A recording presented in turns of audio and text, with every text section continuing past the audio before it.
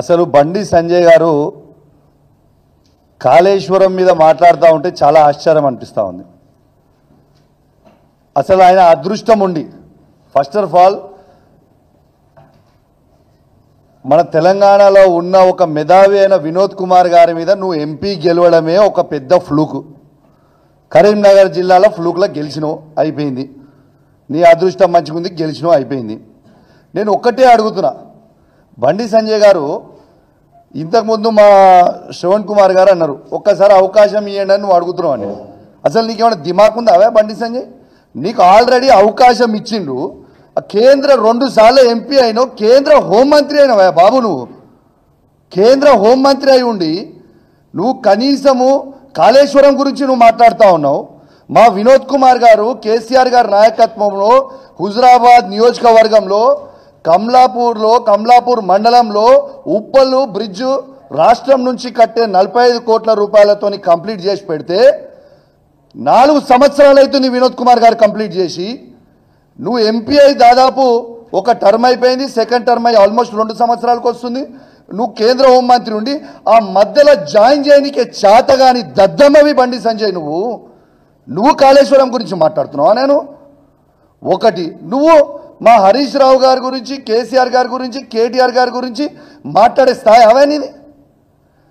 రెండోది, నిన్న ఒక్కటే అడిగింది కదా స్ట్రేట్ క్వశ్చన్, ఎట్లా ఆయకట్టు ఎక్కువ వచ్చిందని. నేను బండి సంజయ్ గారిని స్ట్రేట్ క్వశ్చన్ అడుగుతున్నా, నువ్వు ఒక్కటే సమాధానం చెప్పి కదా. డీటెయిల్స్లకి కూడా నేను బోను జస్ట్ 1 మినిట్లో కంప్లీట్ చేసేస్తా.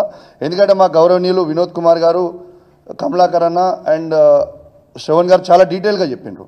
నేను ఒక్కటే అడుగుతున్నా, మీరు మాట్లాడేటప్పుడు కొంచెం ఆలోచించి మాట్లాడండి. 2004 నుంచి 2014 వరకు కాంగ్రెస్ గవర్నమెంట్ ఉంది. కొత్త ఆయకట్టు ఎంత క్రియేట్ చేసిర్రు? 5,71,000. 2 కలిపితే, అన్ని కలిపితే, స్టెబిలైజేషన్, కొత్త ఆయకట్టు అన్ని కలిపితే వీళ్ళు క్రియేట్ చేసింది 6,64,000 మాత్రమే.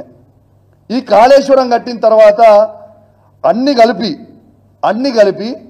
48,74,000 ఎకరాలకి ఇవాళ నీళ్ళు ఇచ్చింది కేసీఆర్ గారు. వాస్తవం ఇది కానా కాదా?